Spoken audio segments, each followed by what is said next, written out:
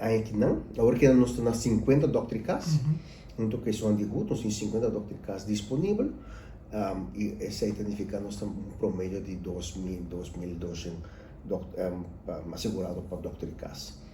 E aqui ainda nós também está puxa para nós abrir doctricas mais acerca, nós temos nul praktijk, dus começa, dus não doctricas que turma, prática, consultório over, pero muito começar fully novo, né, nós não, então não chance para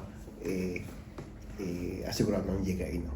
Pois em princípio maneira só palavra em acordo de cuido de 2023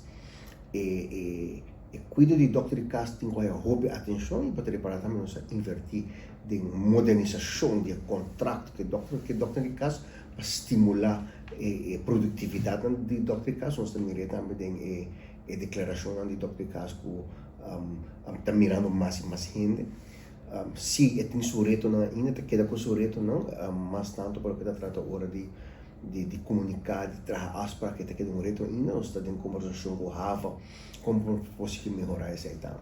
Mas nós temos que pensar que o nosso cuidado de Dr. Cas com essa melhoração, vamos dizer também, essa prática de São Nicolás abre e nós vamos procurar para mais hora também de Dr. Cas, para fora de hora de normal de consulta para ter Dr. Cas também.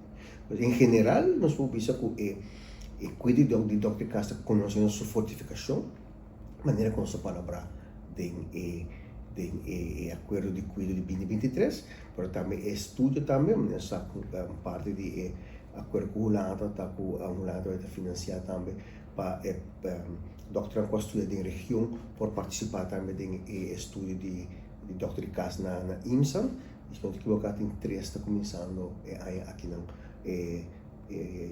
estúdio para ver a Dr. Cas.